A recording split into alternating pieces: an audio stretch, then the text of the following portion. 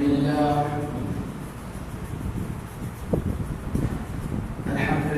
نحمده ونستعينه ونستغفره ونؤمن به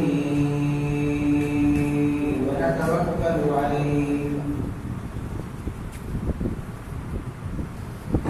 ونعوذ بالله من شرور أنفسنا ومن سيئات أعمالنا من يهده الله فلا مضل له ومن يضلله فلا هادي له ونشهد أن لا إله إلا الله وحده لا شريك له ونشهد أن سيدنا وسندنا وشفيعنا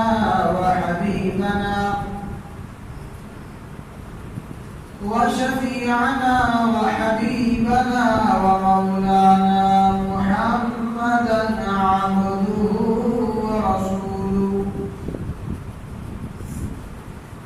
صلى الله تعالى عليه وعلى آله وأصحابه وبارك وسلم تسليما كثيرا أعوذ بالله من الشيطان الرجيم بسم الله الرحمن الرحيم ألم تر كيف فعل ربك بأصحاب الفيل ألم يجعل كيدهم في تضليل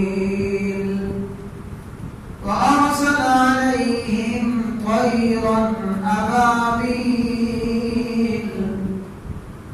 ترميهم بحجارة من سجيل فجعلهم كعصف مأكول صدقت يا رب العالمين إن الله وملائكته يصلون على النبي يا أيها الذين آمنوا صلوا عليه وسلموا تسليما اللهم صل على محمد وعلى آل محمد كما صليت على إبراهيم وعلى آل إبراهيم إنك حميد مجيد اللهم بارك على محمد وعلى آل محمد كما باركت على إبراهيم وعلى آل إبراهيم إنك حميد مجيد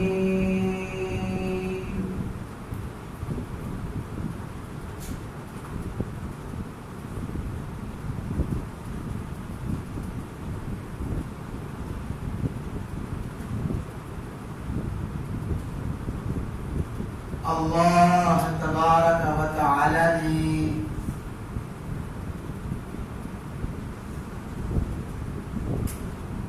तमाम ज़मीन में से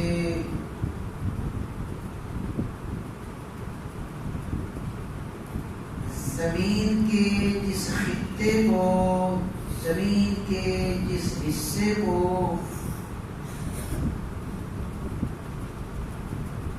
सबसे ज्यादा अज़मत और फजीलत अता फरमाई है,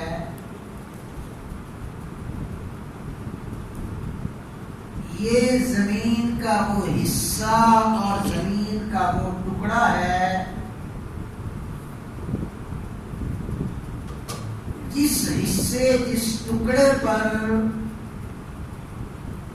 खाना काबा बैतुल्लाह اللہ کی عمارت قائم ہے، زمین کے جس حصے جس ٹکڑے پر خانہ کعبہ بیت اللہ کی عمارت قائم ہے، یہ زمین کا یہ حصہ پوری روئے زمین سے سب سے زیادہ عظمت والا، برکت والا، شان والا، مقام اور مرتبے والا ہے۔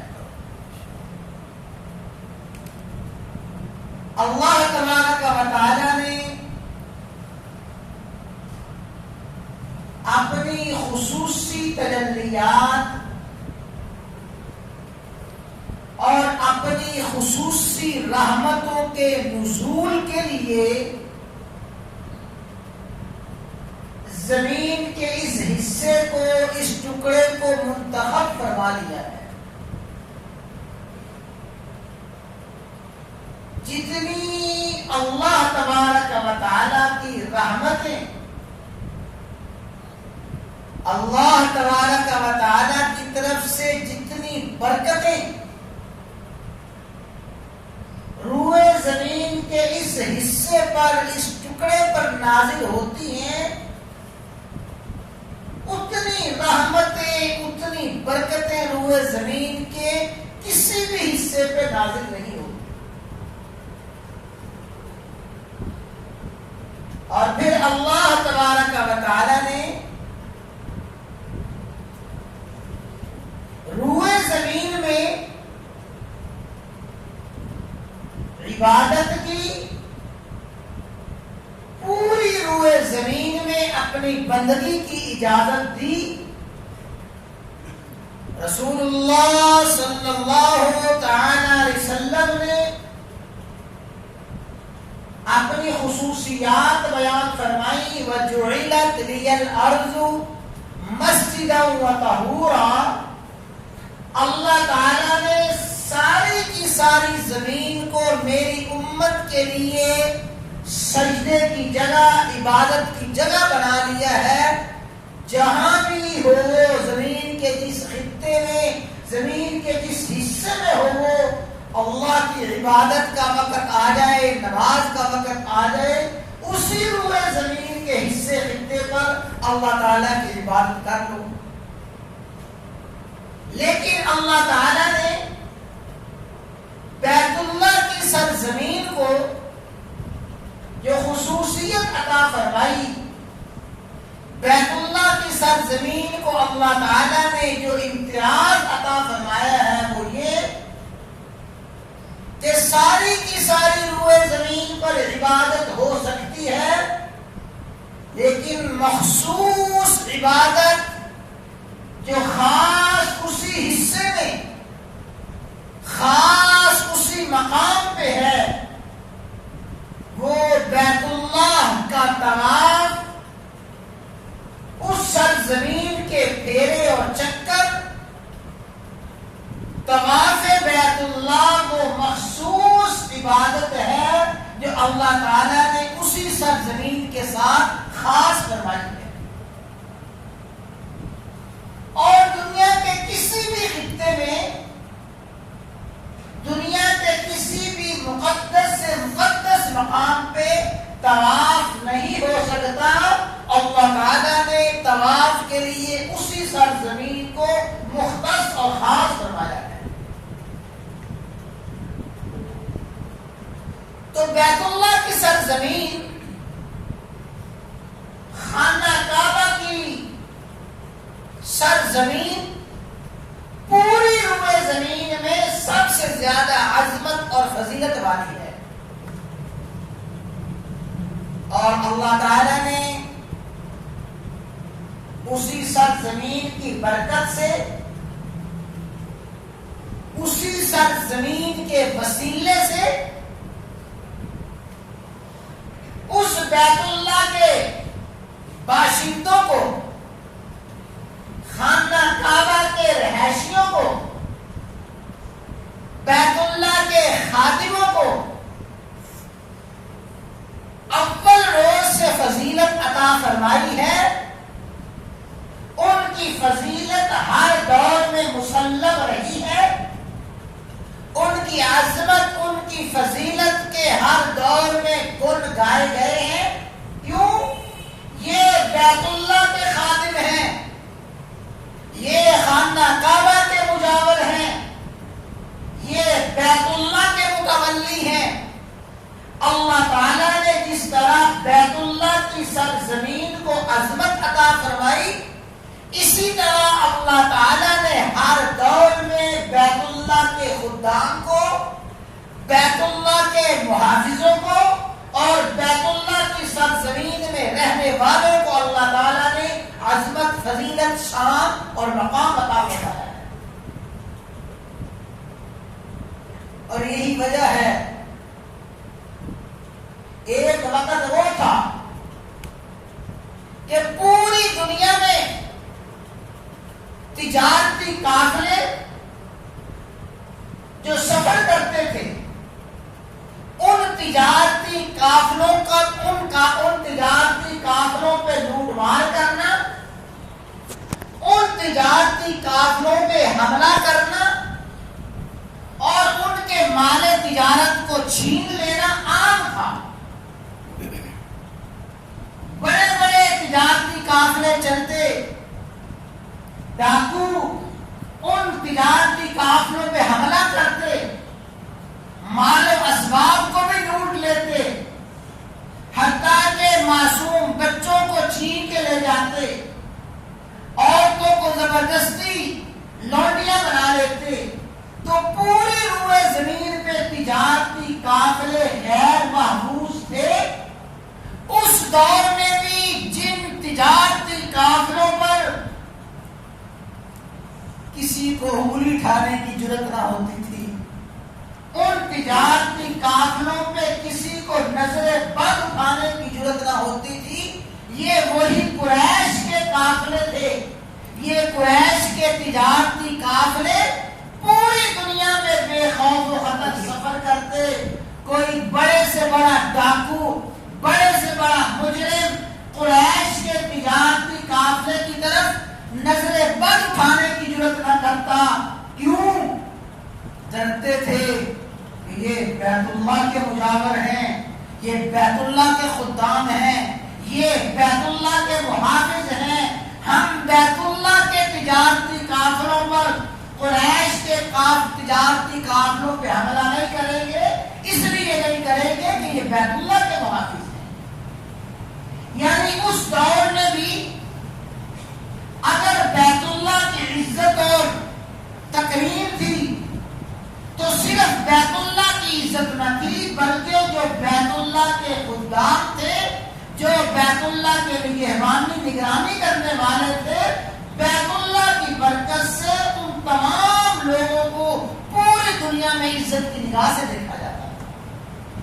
اور اللہ تعالیٰ نے قرآن کریم میں یہ بات بیان فرمائی، إِلَافِهِمْ رِحْلَةَ الشِّتَاءِ وَالصَّيْفِ، اے قریشیوں، تمہارے تجارتی قافلے گرمیوں کے موسم میں بھی پوری دنیا کا سفر کرتے ہیں، سردیوں کے موسم میں پوری دنیا کا سفر کرتے ہیں، رات میں اندھیرے میں تمہارے تجارتی قافلے چلتے ہیں۔ کسی کو بھی تمہارے تجارتی قافلے کی طرف آنکھ اٹھانے کی ضرورت نہیں ہے۔ کیوں؟ اس لیے کہ بیت اللہ کی نسبت سے اور بیت اللہ کی برکت سے تمہاری پوری کی پوری تجارت محفوظ ہے۔ اس دور میں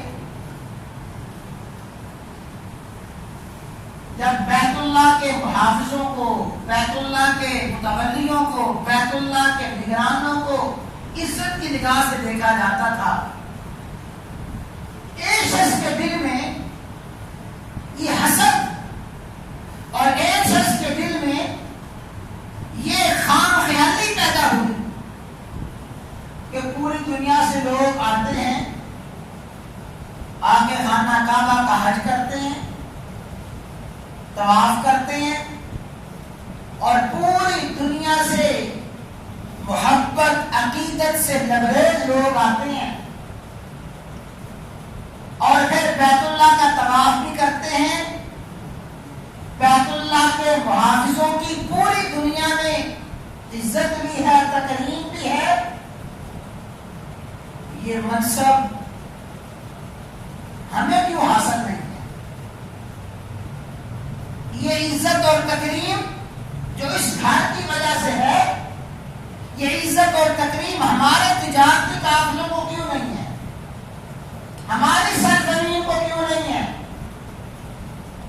ہماری معیشت، ہماری تجارت جو غیر محفوظ ہے، قریشیوں کی معیشت تجارت محفوظ، قریشیوں کی عزت اور تکریم پوری روئے زمین پر، تو یہ مقام اور مرتبہ ہمیں بھی حاصل ہونا چاہیے۔ اصل ذہنیت یہ تھی، اصل سوچ یہ تھی تو اس یمن کے حاکم نے، ابرہہ نے ایک بڑا عالیشان گرجا تعمیر کیا۔ یمن کی سرزمین پر بڑا خوبصورت گھر بنایا، گرجا بنایا، عبادت خانہ بنایا۔ وہ سمجھتا یہ تھا کہ شاید یہ عزت اور تکریم قریش نے اس گھر کے لیے اب خود بنا لیے، شاید قریش نے اس بیت اللہ کو مقام اور مرتبہ اب خود دیا ہے، حالانکہ بیت اللہ کی عظمت اور فضیلت نہ قریش کی وجہ سے ہے، بیت اللہ کی عظمت اور فضیلت نہ خاندان ابراہیم کی وجہ سے ہے، بیت اللہ کی عظمت اور تعظیم اور فضیلت اس وجہ سے ہے کہ اللہ تعالیٰ نے اپنی عظمت اور فضیلت کے لیے اس سرزمین کو منتخب کروا دیا۔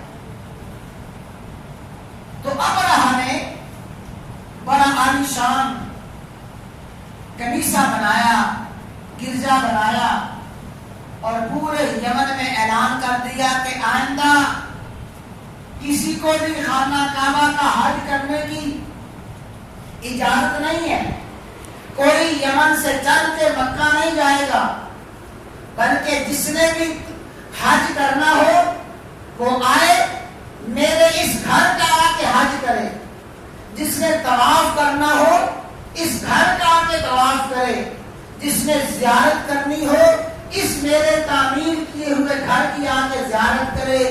تو اس ابرہہ نے بڑا عالیشان معبد بنایا، خوبصورت گرجا تعمیر کیا، اور یمن میں اور یمن کے آس پاس پورے تمام شہروں میں، ملکوں میں اس نے آوازیں لگانا شروع کی، لوگوں کو دعوت دینا شروع کی کہ لوگوں تم جو اس صحرا میں بیابان میں جاتے ہو، سنگلاخ وادیوں کو طے کرتے ہو، اتنی مشقت کا سفر کر کے مکہ میں جاتے ہو، جا کے اس گھر کا دیدار کرتے ہو، یہ دیکھو میرا گھر کتنا عالیشان بنایا ہے، کتنا خوبصورت بنایا ہے، لہذا آؤ اس گھر کا آ کے دیدار کرو، آؤ اس کے آ کے چکر لگاؤ، اس کا آ کے حج کرو، اس کی آ کے زیارت کرو۔ تو اس ابرہہ نے بیت اللہ کے مقابلہ میں مصنوعی بیت اللہ بنایا، اس خانہ کعبہ کی عمارت کے مقابلہ میں اس نے جعلی عمارت بنائی اور روئے زمین کے لوگوں کو دعوت دی، اور اس نے کہا کہ جیسے بیت اللہ میں جاتے ہو آؤ اسی گھر کا آ کے طواف کرو، اسی گھر کا آ کے حج کرو۔ تو اس ابرہہ نے اس ذہنیت کو سامنے رکھتے ہوئے کہ قریش کے تجارتی قافلے محفوظ، ہمارے تجارتی قافلے غیر محفوظ، قریش کی پوری دنیا میں عزت اور تکریم اس خانہ کعبہ کی وجہ سے، تو یہ مقام اور مرتبہ اور یہ سعادت اور یہ فضیلت ہمیں ملنی چاہیے۔ جب اس نے مصنوعی خانہ کعبہ بنایا، مصنوعی عمارت بنائی، تو پوری روئے زمین پر اللہ تعالیٰ نے جو بیت اللہ کے لیے انسانیت کے دل میں محبت رکھی ہے، جو بیت اللہ کے لیے کشش رکھی ہے، تو روئے زمین پہ جو بیت اللہ کے محب تھے، خانہ کعبہ کے ساتھ محبت کرنے والے تھے، ان میں اشتعال پھیل گیا۔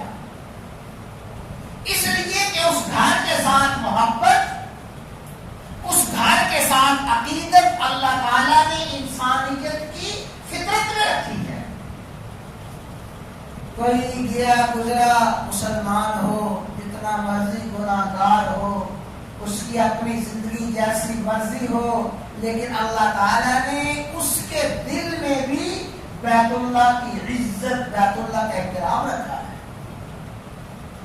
جب قریشیوں نے یہ دیکھا کہ ابرہہ نے ایسا گھر بنایا، تو قریش کا ایک قبیلہ تھا بنو کنانہ، اس قبیلے کا ایک فرد وہ بیت اللہ کی محبت سے لبریز، خانہ کعبہ کی عقیدت سے بھرا ہوا سرزمین یمن میں پہنچا، اور سرزمین یمن میں پہنچ کے اس نے اس مصنوعی اور جعلی گھر کی عزت اور احترام کو تار کیا، اس لیے کہ اس کا احترام اور عزت جعلی تھا۔ ایک روایت میں آتا ہے کہ اس شخص نے وہاں پہ پیشاب اور پخانہ کر دیا، اس مقام کی حقارت ظاہر کرنے کے لیے، اس مقام کی اہانت کرنے کے لیے وہاں اس نے گندگی پھیلائی، کرائے حاجت کی، اور کوئی اور قبیلہ اور قریشی اٹھا، اس نے جا کے اس ابرہہ کے بنائے ہوئے گھر کو آگ لگانے کی کوشش کی، جلانے کی کوشش کی۔ جب اس طرح کے 2-4 واقعات ہوئے، ابرہہ نے دیکھا کہ قریش تو میرے اس گھر کی عزت اور تکریم ماننے کے لیے، اس کی فضیلت اور اس کی سیادت ماننے کے لیے تیار نہیں ہے، اور قریش کا رویہ میرے اس بنائے ہوئے گھر کے ساتھ ایسا ہے، ایسا اہانت انگیز رویہ ہے۔ تو اس ابرہہ نے بیت اللہ پہ حملہ کرنے کا منصوبہ بنایا، بیت اللہ کو نیست و نابود کرنے کا منصوبہ بنایا، اس لیے کہ نہ بیت اللہ کی عمارت ہوگی، نہ لوگ اس کی عزت اور اس کا احترام کریں گے، نہ عمارت ہوگی، نہ لوگ پوری روئے زمین سرزمین سے آئیں گے، نہ اس کا طواف ہوگا، نہ اس کی زیارت ہوگی۔ تو اس نے یہ منصوبہ بنایا کہ بیت اللہ کی عمارت کو معاذ اللہ ڈھا دیا جائے، اس کو نیست و نابود کر دیا جائے۔ اس دور میں مکہ والوں کے پاس نہ کوئی افرادی قوت تھی، نہ کوئی مالی قوت تھی، نہ ان کے پاس حفاظت کے لیے کوئی اسباب تھے۔ ابرہہ چلا، یمن سے چلا، بڑا ناؤ لشکر لے کے چلا۔ اس دور میں سب سے کامیاب جنگی سامان میں ہاتھی بہت جنگ کے لیے مفید شمار کیا جاتا تھا۔ ہاتھیوں کا لشکر لیا اور افراد کو ساتھ لیا، ساز و سامان کو ساتھ لیا۔ جب یمن سے چلا ہے بیت اللہ پہ حملہ کرنے کے لیے، اس بیت اللہ کی محبت کرنے والوں میں سے ایک قوم آئی، اس نے آ کے ابرہہ کو روکنا چاہا، مقابلہ ہوا، ابرہہ نے اس کو شکست دی۔ راستے میں جو آتا گیا، ابرہہ کے راستے میں جو رکاوٹ بنتا گیا، ابرہہ سب کو شکست دیتا گیا، حتیٰ کہ فتح کے جھنڈے لہراتا ہوا ابرہہ سرزمین مکہ میں پہنچ گیا، اور بالکل طائف کے قریب پہنچ کے اس نے اپنا پڑاؤ کیا اور وہاں پہ اپنے لشکر کو ٹھہرایا۔ ارادہ یہ تھا کہ معاذ اللہ بیت اللہ کو ختم کرنا ہے، بیت اللہ کی عمارت کو نیست و نابود کرنا ہے۔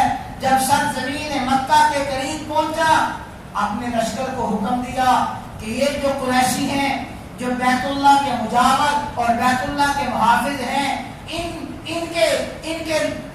کے قبائل میں جا کے لوٹ مار کرنا شروع کرو، ان کو ڈراؤ اور دھمکاؤ تاکہ کہیں یہ قریشی میرے راستے میں رکاوٹ نہ بنے۔ تو عبد المطلب، رسول اللہ صلی اللہ علیہ وسلم کے دادا عبد المطلب اس وقت قریش کے سردار تھے، بیت اللہ کے سب سے بڑے محافظ تھے۔ جب ابرہہ کے لشکر نے لوٹ مار کرنا شروع کی تو عبد المطلب کے 200 اونٹ اس چراگاہ میں چل رہے تھے۔ اس عبد المطلب کے 200 اونٹوں پہ ابرہہ کے لشکر نے حملہ کیا۔ عبد المطلب کے 200 اونٹ پکڑ کے لے گئے۔ جب عبد المطلب کے 200 اونٹ پکڑے گئے اور قریش کو پتا چلا ابرہہ کی فوجیں یلغار کرتی پھر رہی مطلب آئے اور ابرہہ کے پاس آئے، ایک ترجمان کے ذریعے اس کے دربار میں پہنچے، تو اللہ تعالیٰ نے عبد المطلب کو وہ وجاہت عطا فرمائی تھی، اللہ نے عبد المطلب کو وہ روب اور دبدبہ عطا فرمایا تھا کہ جو کوئی عبد المطلب کے چہرے کو دیکھ لیتا وہ حیران ہو جاتا تھا، عبد المطلب کا روب اور دبدبہ اس پہ چھا جاتا تھا۔ عبد المطلب جب ابرہہ کے دربار میں پہنچے، اچانک ابرہہ نے عبد المطلب کو دیکھا، یکدم مرعوب ہوا، اپنے تخت سے نیچے اترا اور نیچے آ کے زمین پہ بیٹھ گیا۔ عبد المطلب کو کہا آپ میرے ساتھ بیٹھے، بات چیت شروع ہوئی، آپس میں گفتگو شروع ہوئی، تو عبد المطلب نے فرمایا اے ابرہہ، میں اپنے ایک خاص مقصد کے لیے آیا ہوں، میری ایک خاص غرض ہے، میری غرض یہ ہے کہ آپ کے لشکر نے میرے 200 اونٹوں کو پکڑ لیا ہے، برائے مہربانی میرے 200 اونٹ واپس کر دیجئے، میں تو اپنے اونٹوں کا سوار کرنے کے لیے آپ کے پاس آیا ہوں۔ جب ابرہہ نے یہ سنا تو ترجمان سے کہنے لگا کہ اس سردار کو کہو کہ آپ کی یہ بات سن کے میرے دل سے آپ کی عظمت ختم ہو گئی ہے، میں تو یہ سمجھ رہا تھا کہ آپ بیت اللہ کے محافظ ہیں، خانہ کعبہ کے محافظ ہیں، قریش کے سردار ہیں، آپ آ کے مجھے درخواست کریں گے کہ میں خانہ کعبہ پہ حملہ نہ کروں۔ آپ نے خانہ کعبہ پہ حملہ سے روکنے کی کوئی بات نہیں کی، خانہ کعبہ کی حفاظت کی کوئی بات نہیں کی۔ اے عبد المطلب، آپ کو خانہ کعبہ کا کوئی فکر نہیں، اپنے 200 اونٹوں کا فکر ہے۔ آپ کی اس بات کو سن کے آپ کی عظمت میرے دل سے نکل گئی ہے کہ آپ کو خانہ کعبہ کا فکر نہیں، 200 اونٹوں کا فکر ہے۔ جب ابرہہ نے یہ کہا تو عبد المطلب نے تاریخی جملہ ارشاد فرمایا، وہ قیامت تک کے لیے مورخین نے اپنی اپنی کتابوں میں نقل فرما دیا۔ عبد المطلب نے فرمایا ابرہہ سن، انا رب الابل وللبیت رب سیمنعہ، ابرہہ میں تو اپنے اونٹوں کا مالک ہوں، اپنے اونٹوں کا مالک ہوں، مجھے اپنے اونٹوں کی فکر ہے۔ وللبیت رب، جس گھر پہ تم حملہ کرنے کے لیے آئے ہو اس کا بھی کوئی مالک ہے، سیمنعہ، اس کا مالک خود اس کی حفاظت کر لے گا۔ اس لیے کہ بیت اللہ کے محافظ ہم نہیں ہیں، بیت اللہ کے مالک ہم نہیں ہیں۔ وللبیت رب، بیت اللہ کا بھی ایک مالک ہے، سیمنعہ، وہ خود اس کی حفاظت کرے گا۔ عبد المطلب آئے، اپنے اونٹ لے کے آئے، دوسرے دن ابرہہ اپنے لاؤ لشکر کو تیار کر رہا ہے اور سب سے بڑا جو مضبوط ہاتھی تھا اس ہاتھی کو سب سے آگے کیا کہ یہ ہاتھی آگے ہوگا، اس کے پیچھے دوسرے ہاتھی ہوں گے اور فیلبان یعنی ہاتھیوں کے سوار ہاتھیوں پہ بیٹھیں گے اور جا کے بیت اللہ پہ حملہ کریں گے۔ ابرہہ کے لشکر میں ایک قیدی تھا، اس قیدی نے بھی راستے میں ابرہہ کے لشکر کا مقابلہ کیا، مغلوب ہو گیا۔ وہ قیدی کہنے لگا ابرہہ مجھے اجازت دیں، میں اس ہاتھی سے کوئی بات کرنا چاہتا ہوں۔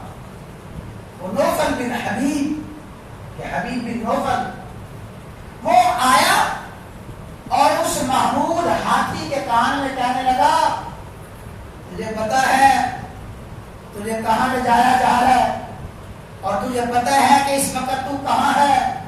تو بلد اللہ الحرام، اللہ کا یہ شہر جو عظمت والا ہے، بڑی تکریم والا ہے، تو یہاں ہے۔ اے ہاتھی، تجھے بیت اللہ پہ حملہ کرنے کے لیے لے جایا جا رہا ہے۔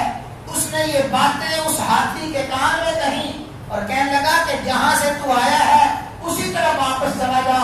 اس نے یہ جملے کہے، ایک پہاڑ پہ جا کے چڑھ گیا، اس لیے کہ ان لوگوں کو یقین تھا کہ للبیت رب سیمنعہ، بیت اللہ کا ایک مالک ہے، وہ اس کی حفاظت کرے گا۔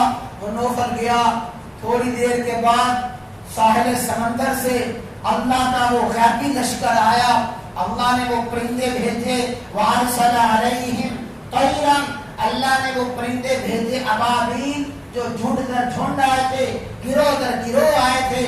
ہر پرندے کے پاس دو کنکریاں تھیں، ایک کنکری اپنی چونچ میں دبائے ہوئے اور دوسری کنکری اپنے دونوں پنجوں کے درمیان دبائے ہوئے۔ وہ اللہ کا غیبی لشکر آیا اور اس غیبی لشکر نے آ کے ان ہاتھیوں والوں پہ آ کے وہ کنکر برسانا شروع کیے.